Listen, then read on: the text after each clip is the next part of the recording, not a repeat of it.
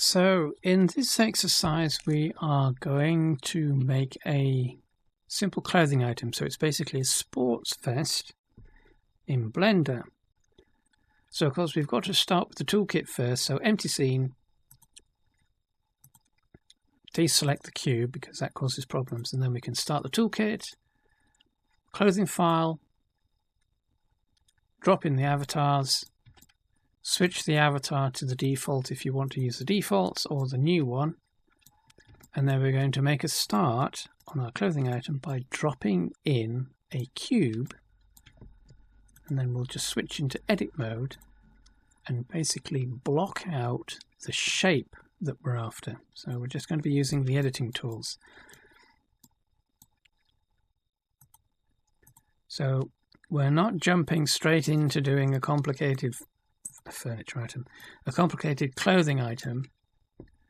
We're doing very basic stuff. So we want to define how big, basic shape, how big our object is. And then loop cut, just place some basic loop cuts.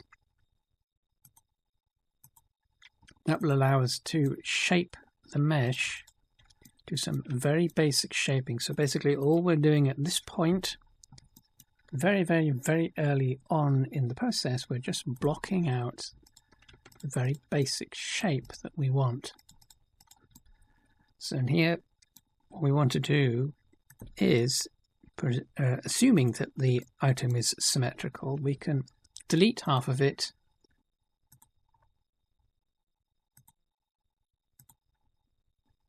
and then use the mirror modifier, which will duplicate the remaining half and flip it across the XY axes.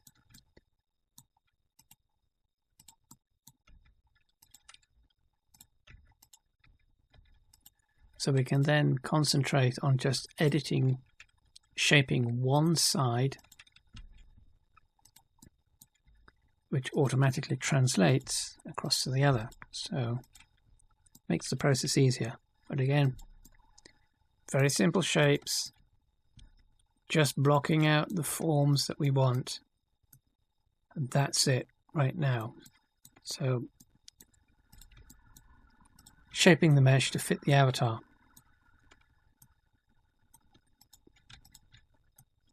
So as this is a activity video, there's going to be a lot of ASMR, basically, a lot of clicking and very little explanation, because the process is incredibly repetitive in terms of we're using the same tools, selecting different vertices and just moving them. And that's it. That's all we're doing for a lot of this. So we're using the selection tools, so vertex, edge or face, and then using the move widget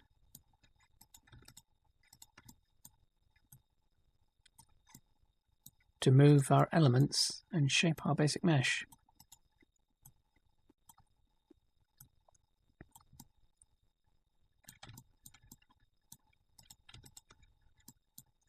So this is our basic shape. This is our core structure.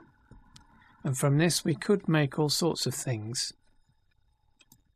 But this defines the basic shape of our mesh. And then we can now start adding some edge loops to add a bit more shape and definition. And again, one step at a time, not going crazy, not jumping into detail. We are just selecting elements, moving them into position, checking that with the rest of the mesh, and then making changes.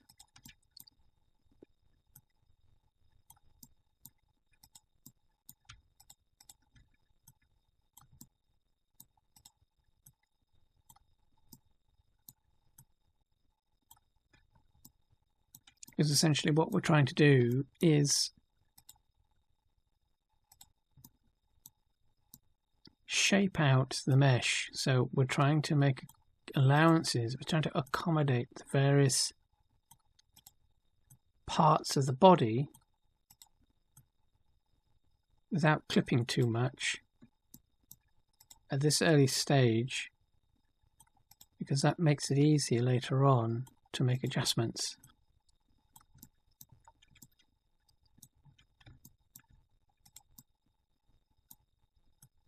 So it kind of looks a little bit like a cardboard box.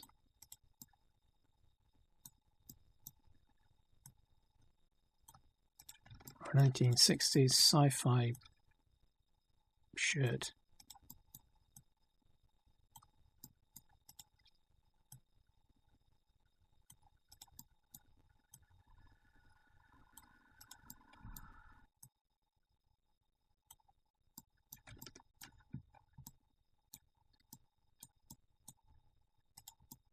So what we've got at this point is the basic contours of the shirt. So they essentially describe the basic form that the shirt should occupy. And again, it's just shifting around individual vertices to create that initial blockout.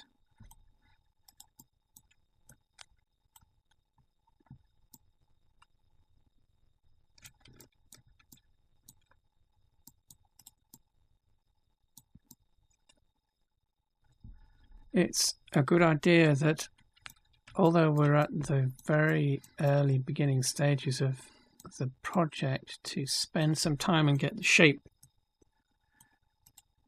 right relative to the torso. Do it now and save a lot of trouble later on when there's a lot more mesh structure to hide or edit or change and manipulate. So spend some time and do that now whilst we are early in.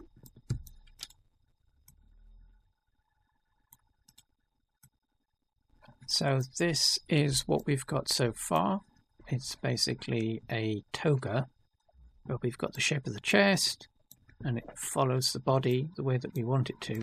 So now we can take a look at creating the holes for the neck and the arms. So what we can do now, because we spent the time to make the basic shape and kept everything simple, we can select the neck faces, the faces that will be formed or shaped into the neck, and rather than just outright deleting them, we can now use the inset tool and inset a section of the neck. We can then just select and delete the faces that we don't need to create the hole for the neck. And because we've done it this way, it means that we have quads. We're still in quadratic faces. So everything will subdivide properly. So now we can shape the neck, or shape the hole where the neck is. Again, just a reminder, we're not doing anything complicated. At this stage, all we're doing is keeping things simple and just defining the shape based on the simple structure that we have.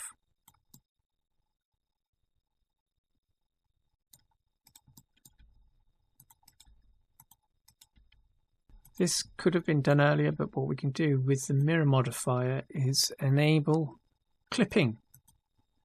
What that will do is it will prevent our vertices from crossing over the center line threshold. It just makes mesh management a little easier whilst we're editing. So for the arms, switching to face select, for the arms we're going to select faces and we're just going to delete the arms that create the gap.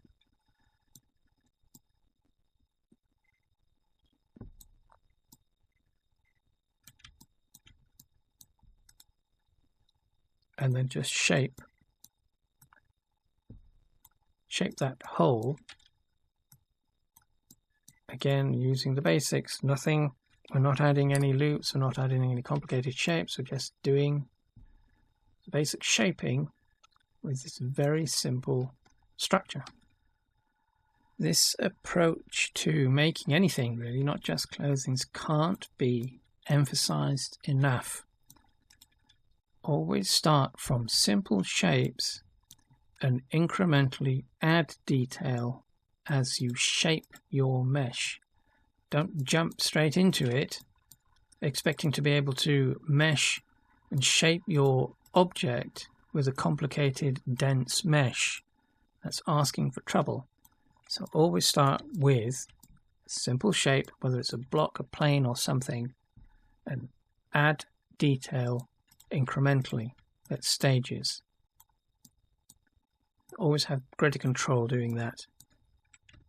With the neck and armholes in place, for instance, we're only just now adding loop cuts so that we can define the mesh with a bit more detail. But again, we're not going overboard, it's just adding minimal loop cuts to shape specific areas, essentially for specific reasons. So right now we're just focusing on the shoulders, moving the vertices that we've created from the loop cuts to shape the shoulders so that it better matches the default structure of the avatar. So again, this is the default avatar that's being used. So we have to make sure that in order for the mesh to deform correctly relative to the avatar, that our clothing item roughly approximates the general or the overall structure of the avatar, so that there's a reasonable correspondence between the vertices, the edges and the faces. Otherwise we end up with clipping. So that's another reason why we have to add our loop cuts in incrementally, so that we are taking advantage or keeping an eye on how the mesh deforms or would deform. So we've got to a point where we need to add structure to the front of the neck, but rather than using a loop cut that goes all the way down the front of the shirt, we're just going to use inset in a similar way to how the neck was created. Select the faces that we don't want, delete them, and then we're going to do a bit of merging. So selecting our vertices,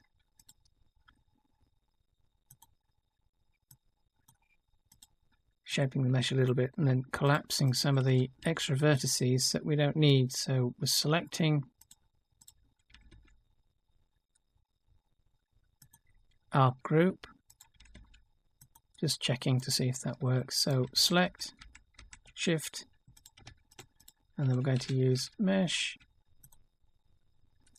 merge, and then at first in this instance, and that creates a quadratic structure. So we're always trying to, whenever we edit the mesh, we're always trying to keep things in square faces or four-sided faces as much as possible, because that then makes things like vertex edge sliding much easier, because we've got a valid or formal structure that our vertices can slide along. So again, this is why we want to try and keep everything in quads or four-sided faces.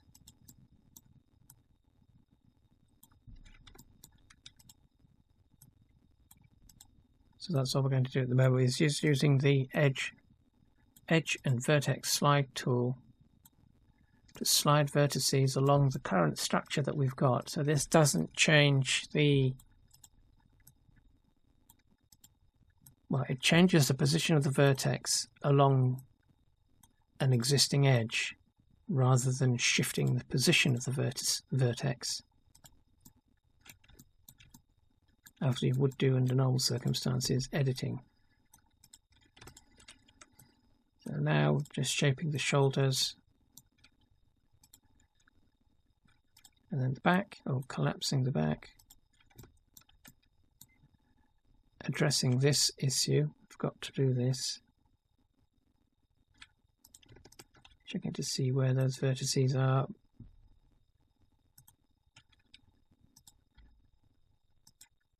Oh, it's part of a loop, so I'll have to undo that and make use of that vertex to create an edge.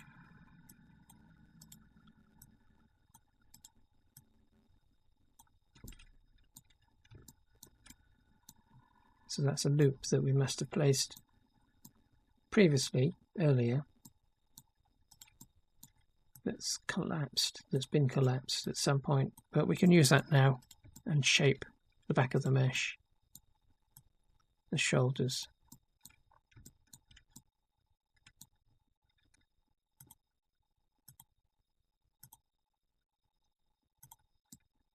This could have been done at the start, but let's just hide the avatar. So we'll use the toolkit to hide the avatar so we can see the bottom. We could have done this earlier because we don't need the bottom of the mesh, so select the faces and just delete them.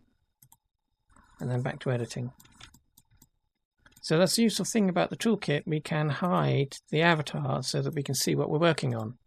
So it's just a question of selecting the mesh option from the drop-down list. So we've got the default, that's the one that we're using right now, but there's also the other ones, the 1.5 for both male and female.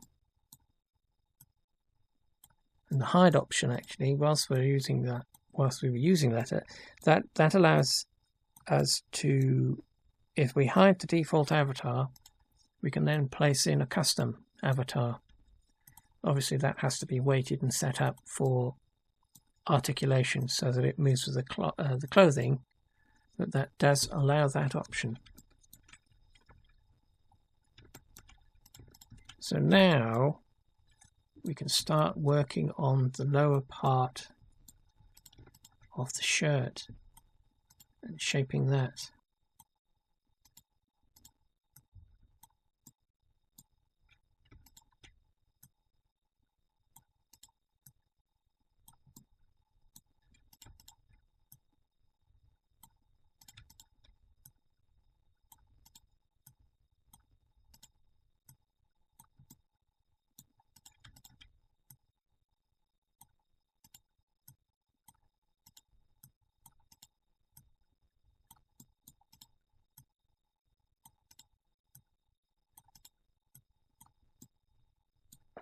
We're not necessarily worried about the clipping at the shoulder there or the breast because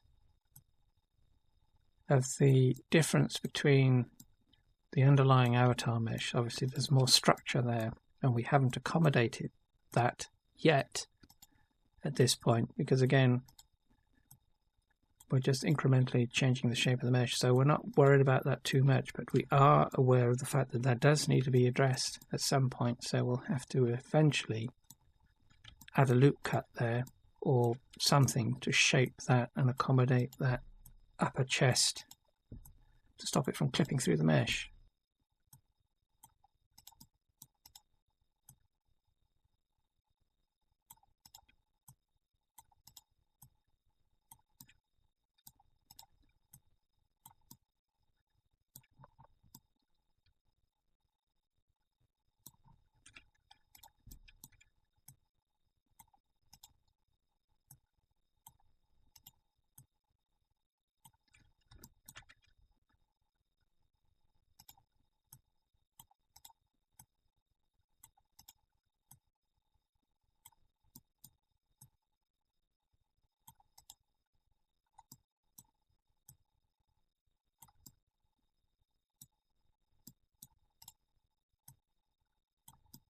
Shoulders of the male avatar are quite tricky to work with, so before we want to add any loop cuts, what we want to try and do is use a structure again that we've already got. Using edge slide, we're just going to edge slide that into position a bit more efficiently. so that the item, the clothing item, is better shaped to accommodate the shoulders, which again are a very awkward shape.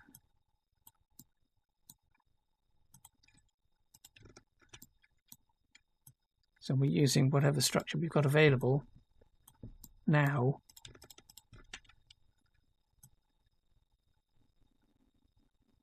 rather than adding more structure, which complicates things because it means we've got more stuff to shift around.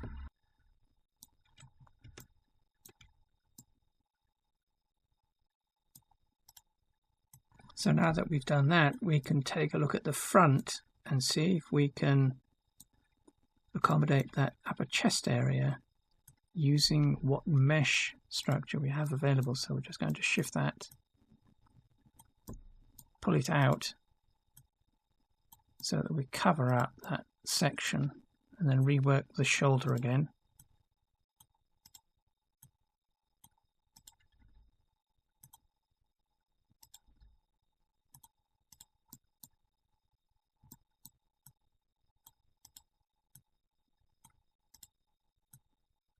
Follow that down and around to make that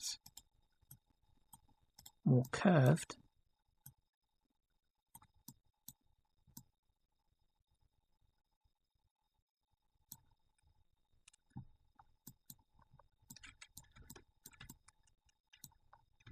And then around through the front.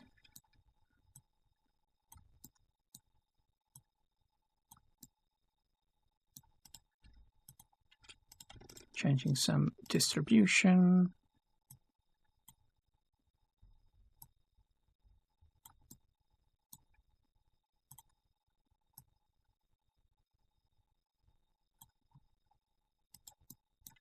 Then we can add a little bit of flaring, a little bit of customization to the underarms, just to make the thing look a little bit more interesting. So that's an old, flared out, worn out vest where the underarms had stretched. They'd stretched too far from being washed too many times.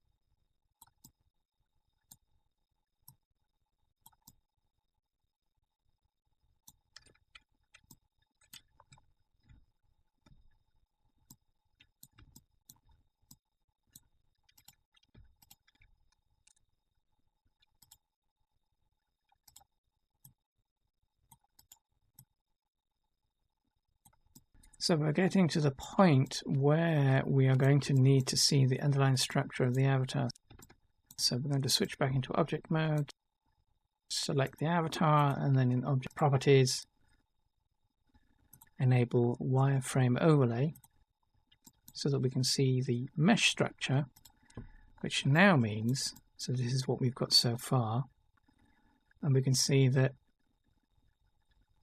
we're kind of approximating the structure of the avatar, but obviously it needs to be more detailed. There needs to be more loop cuts, a more mesh structure to accommodate the avatar's structure. So select our mesh, back into edit mode,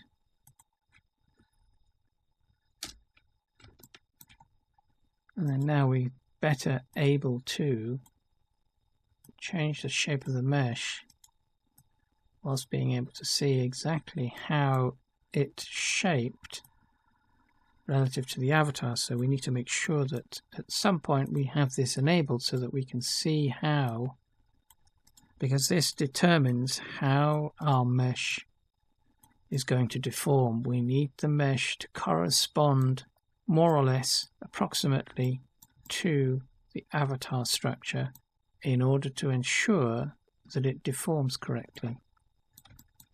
So at this point, save the file so that we've got a restore point before we do anything more significant to the mesh.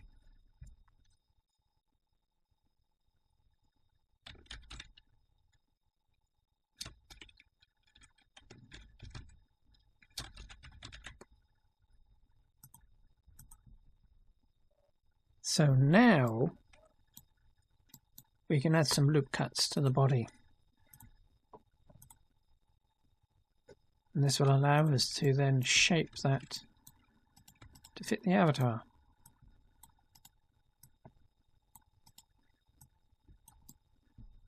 And again, it doesn't go without saying that we're only adding a limited number of loop cuts, only those loop cuts that are necessary to do the shaping that we need to do at this point in the process.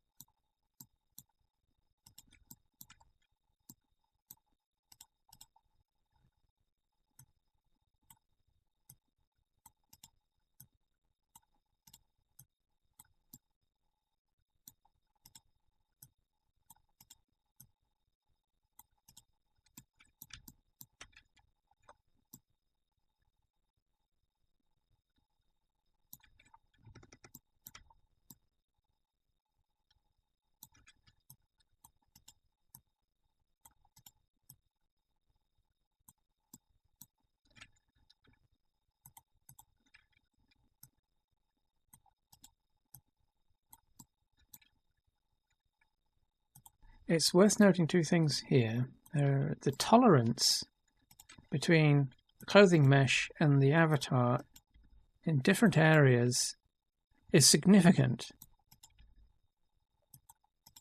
So there isn't that much to play with in some sections as there are with others. So that's point one. Point two is that the mesh, the avatar mesh, is not symmetrical. So even though we've mirrored this and it's an exact duplicate, the right side is duplicated over to the left side as we're looking at the screen on now, right now,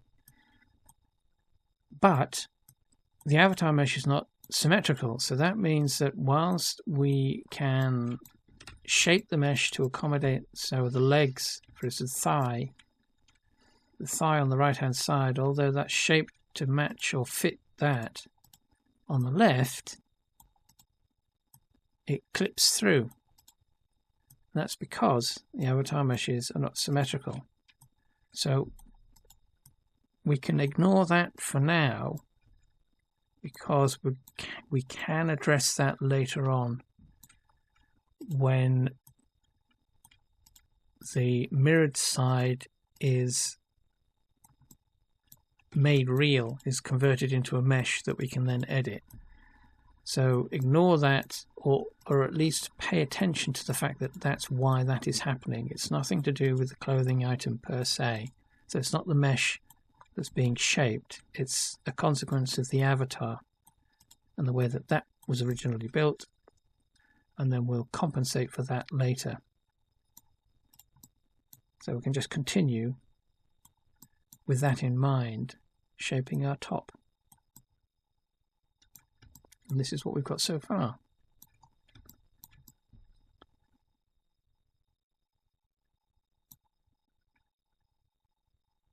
So again, adding a loop cut.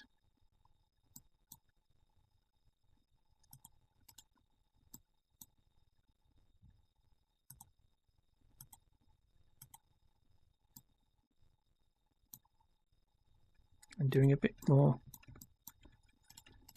finessing now, we can start to finesse the shapes a little bit more.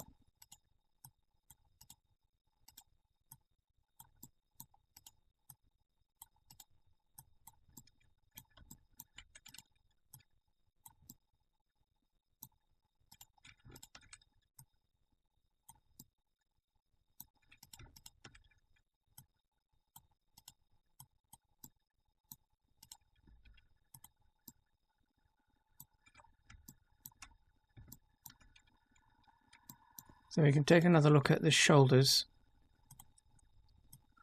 And now that we've got the avatar wireframe displayed, we can see the position of the vertices for the clothing item. We can see the position of those relative to the avatar mesh. We do need to get those more or less into place corresponding to the avatar mesh to ensure, as mentioned before, we need to make sure that the mesh is going to deform correctly. So if these are out, if there's a disparity between the two, between the clothing item and the avatar mesh, when the avatar animates and articulates, we're going to get significant clipping. So what we want to do when we get to the point of essentially having our core shape created, we then want to start going back over it and adjusting the position of things so that they better match the avatar, all solely to prevent or mitigate or limit clipping as the mesh deforms. So here, as we've added an extra loop cut in order to accommodate the adjustments that we've had to make to the shoulders. So when designing clothing, when you're making your clothing, there are points where the mesh has to be edited relative to the avatar rather than the clothing item, which can end up with some awkward shapes, but this is what we have to do to make sure the clothing articulates correctly. That's regardless as to whether you're using the default avatars or one of the dev kits that are available or your own custom avatar shape.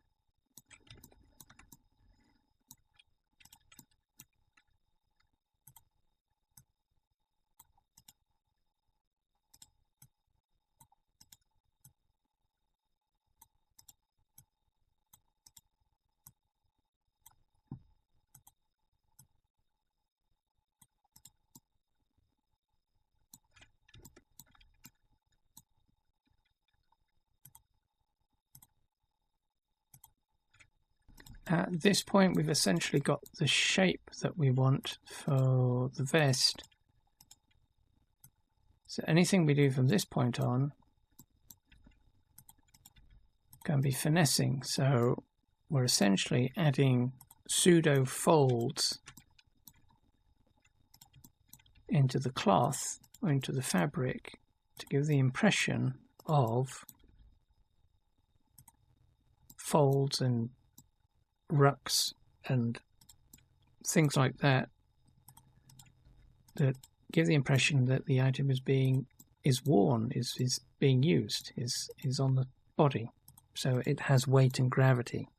But of course, because the mesh is mirrored, we're doing them on one side and it's reflected on the other side, so it's mirrored. So we do this with that in mind. So we're adding folds, pseudo folds into the mesh to give the impression of the cloth being worn or having weight. It's going to mirror it across, which we can later address when we apply the mirror modifier. But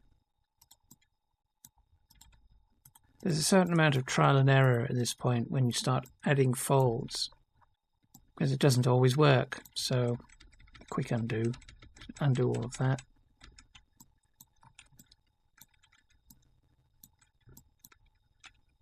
So now we can start adding extra loop cuts to create these folds and indentations in the fabric.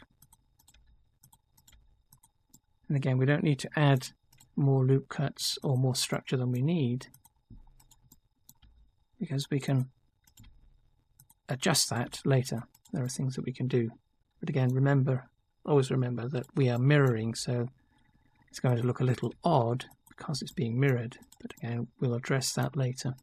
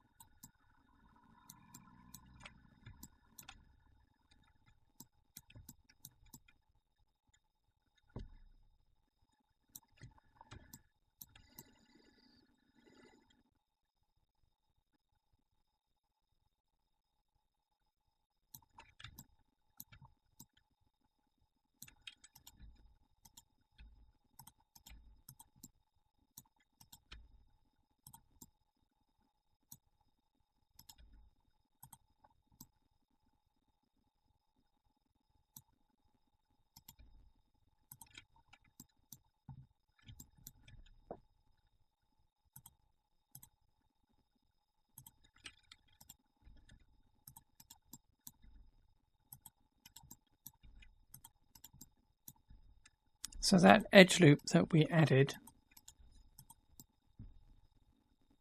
to try and detail out the bottom hasn't worked. Doesn't look right. That doesn't necessarily mean we have to remove it. We can still use it, just not in the way that we originally added it to the mesh for.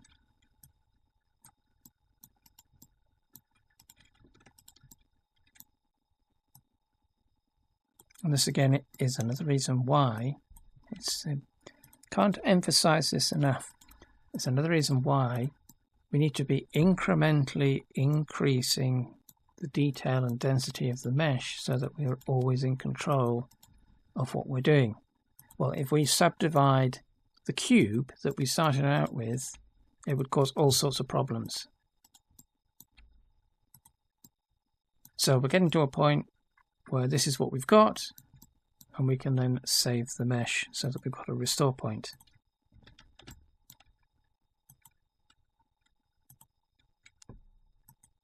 So with that saved, we're now at a point where we've got our basic structure and some of the basic features. We now need to apply the mirror modifier so that we can work on the entire mesh and make the whole thing unique.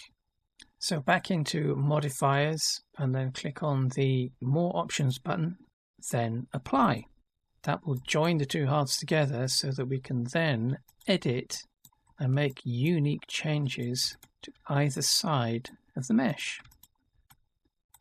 So basically we use the mirror modifier to build the basic structure of the mesh and the basic shapes, get everything in place, and then we apply that, fix the mesh, which then allows us to make unique changes to either side of the mesh. So we can add folds and we can have them run around the avatar's torso in a way that creates a unique shape or form.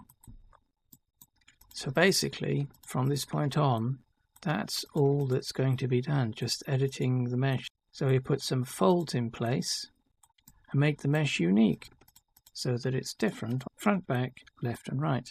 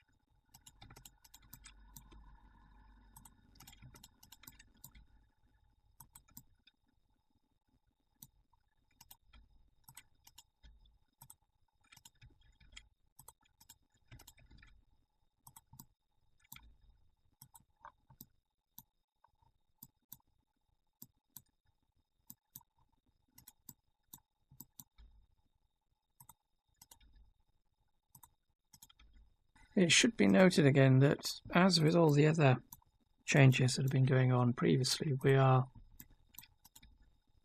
shaping the mesh without necessarily adding any more structure, any more unnecessary structure to the mesh to make it more complicated. So we're doing, again, as much as we can, even though we're deforming the shape of the mesh quite significantly relative to what it was before. It's not until we get to the later stages that we're doing now that we can start adding in the odd loop cut here or there just to help define the shape of things, rather than just adding loop cuts for the sake of increasing the density of the mesh. We don't want to be doing that. We just want to add structure as and when it's needed to perform a particular function, or to end up with, as we're doing here, to create the folds or deform the cloth, the fabric, in a way that gives the appearance of folds or fabric. So again, keep that in mind always, that we're only ever adding structure to the mesh that's needed, and not just adding it for the sake of adding it to increase the density of the mesh to make it, air quotes, high res. That's not what we're doing here. We shouldn't be doing that either. We should be working low res, because we can do the high res later doing something else using a different technique. So again, just adding minimal structure just to facilitate being able to add folds to the fabric.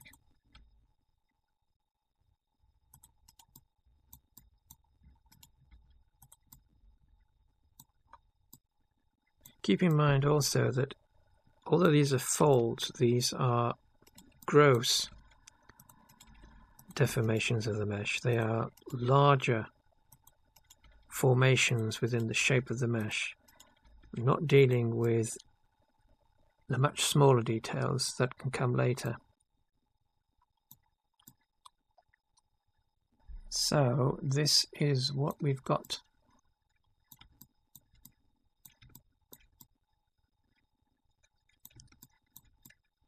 Just a few more tweaks and the mesh will be essentially done, and then it's on to the next step.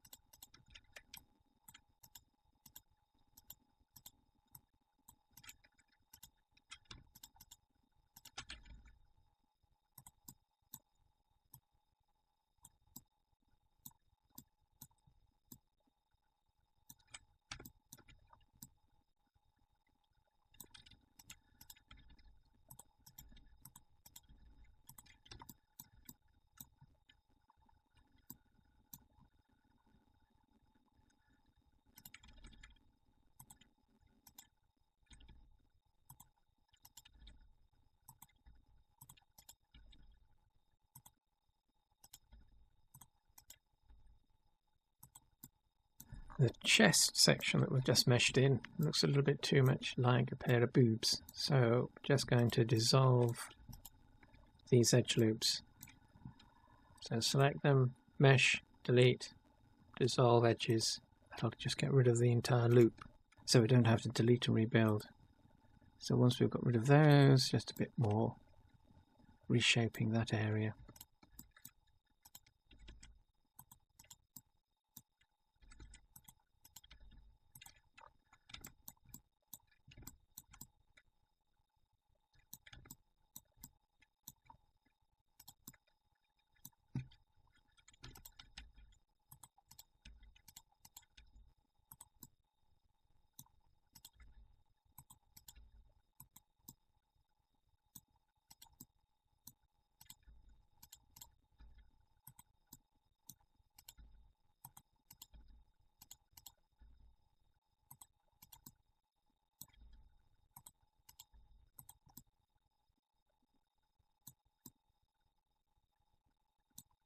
So this is what we've got, and what we can do next is to better assess the mesh is to go to Object and then Shade Smooth. So we're looking at the mesh as a contiguous surface instead of the facets. So modeling or meshing in facets is useful for seeing the mesh in its raw form. And of course now we can disable wireframe, so we can better see what's going on, and then what we can do is enable shade smoothing so we can see the mesh as it would be in IMVU.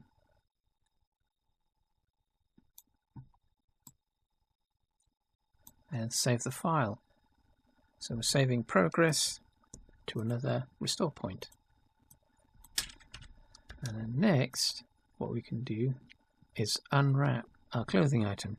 So that's assigning materials to the object.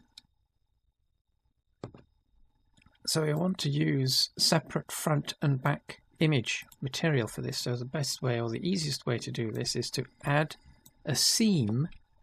So we select our edges, going to Edge, Mark Seam, select the edge, Edges, Mark Seam, and that places these highlights. So what that will do is it'll split the UVs wherever that seam is placed. And if we do it strategically, we'll end up with a front and back panel. So we don't necessarily always need to make our UVs symmetrical, but something like this, it's best to do that. So placing another set of seams on the shoulders to split the mesh so that the UVs end up being relatively equal in size.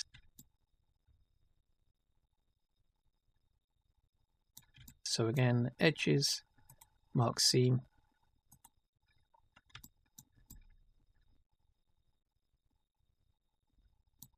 then we can switch to UV editing.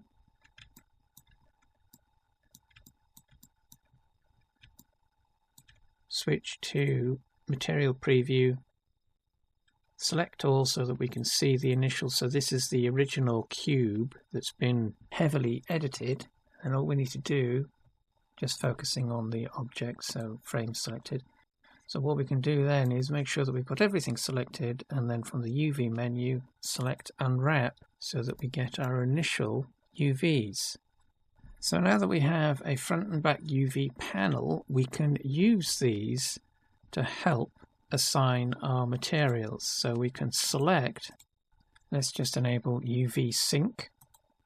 So if we select our UVs, so we're just using face select here, we just select our UVs, that will select the corresponding section of the mesh.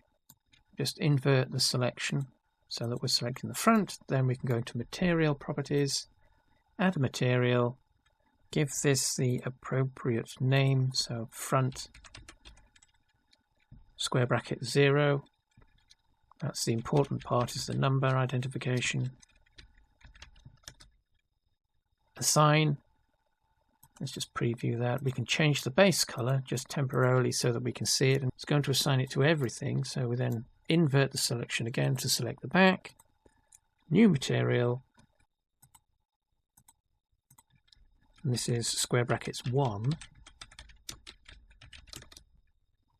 Assign that, which will reset it, then we can change the color. So we now have 2 independent materials assigned to our object. Disable UV sync, we no longer need it. Let's double check our material assignments. Selecting using the materials themselves. And then we can go into shading workspace and assign, just quickly frame selected, our images. So material properties, select the material, let's just preview that, select the material and then add texture, image texture, link that up, it'll go black, click on the new button, and then we can add in some properties. So this is front, 256 by 512, change the generated type, color grid, then OK. That assigns that initial image to our material. Then again, add texture, image texture. This is front,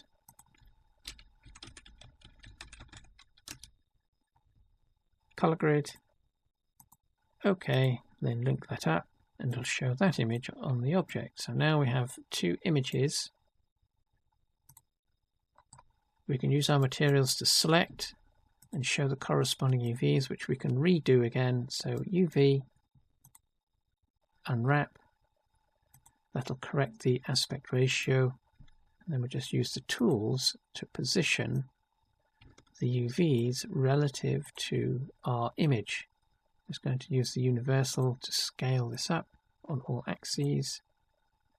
So we fill the entire width. Just move this into a different position. Obviously we can't fit front and back onto the same image. We could if we did a 512 by 512, the front on one side, back on the other. Select the second material, make sure the corresponding image is selected or set in the UV editor. So set that using browse image to be linked, redo the UV, so UV, unwrap, unwrap. That's okay, just rescale. And then push that into a slightly different position.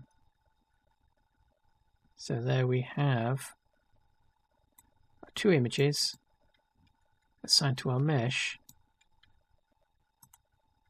So that is now, so if we're going back into layout, that is now our shirt, our vest, UV unwrapped.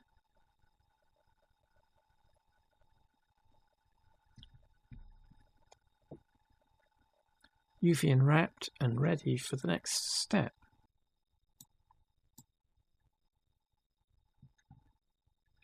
So of course, save the file, so file, save as, we'll do a version save again, ready for the next step.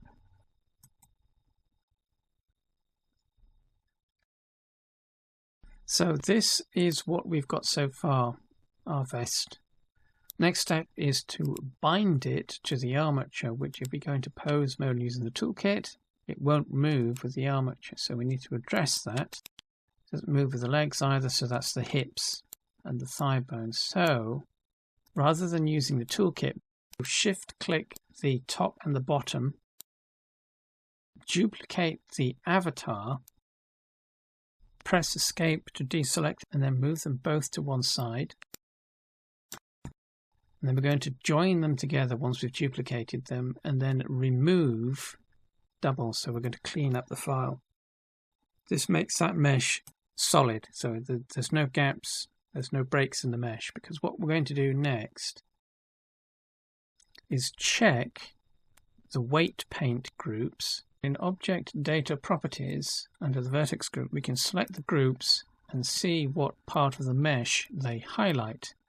we're going to transfer these manually across to our vest. So again, we're manually switching to weight paint mode rather than using the toolkit, even though the weight paint button is highlighted.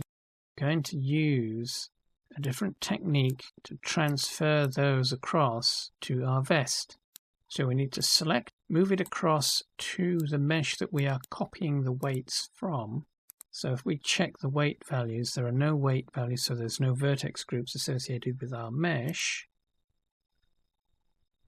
So what we want to do is go into modifiers and add a data transfer modifier.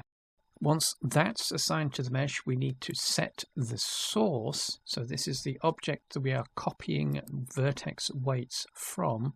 That's the mesh, the avatar mesh. We then need to set vertex data and then vertex groups as the data that we are copying across. So we can then click Generate Data Layers to generate the data that we're copying across. In Object Data Properties, we can then check that the vertex groups and the weight values have been copied across. Then all we need to do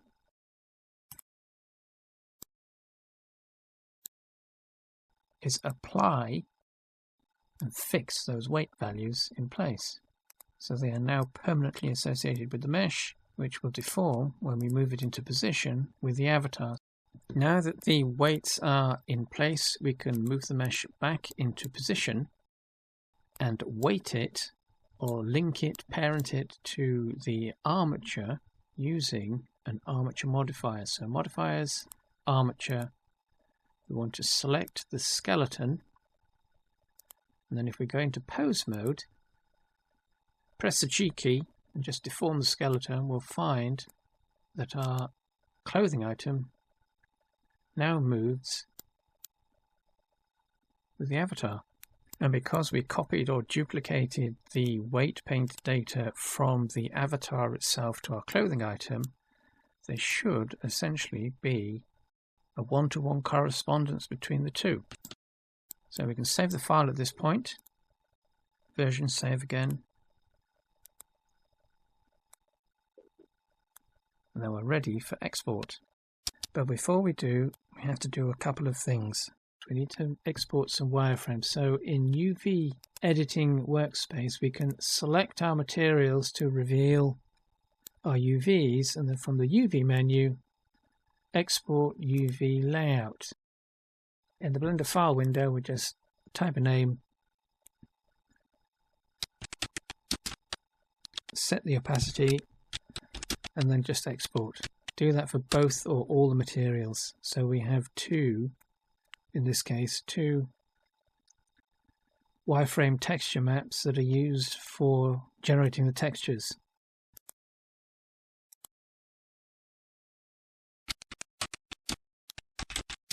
What we can then do is, in this case, because we used generated images, we can also export the image. So from the image menu, save as, and similar to the UVs, give it a name, set the format, and then just save. Do that for all the images in file. So in this case, it's just two images, front and back.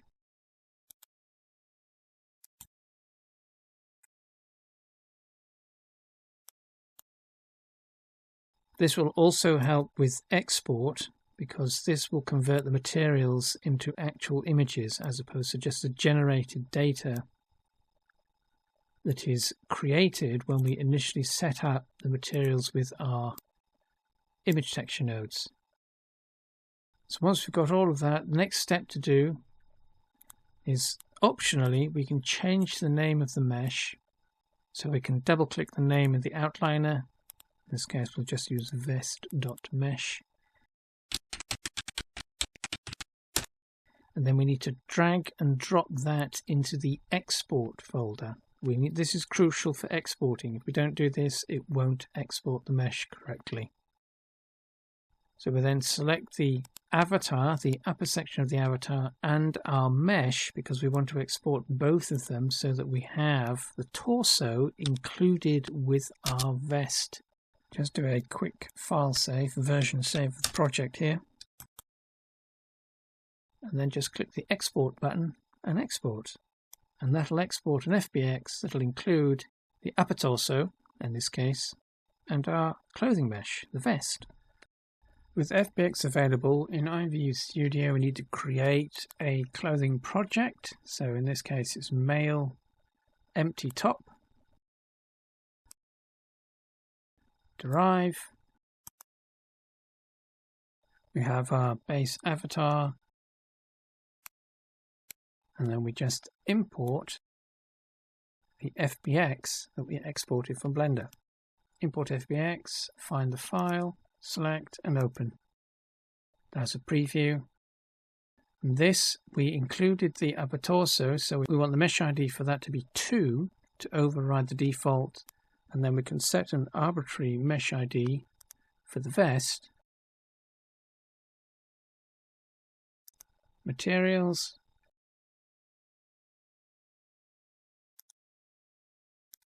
Preview and import, and it will automatically assemble our product with our vest and torso in place.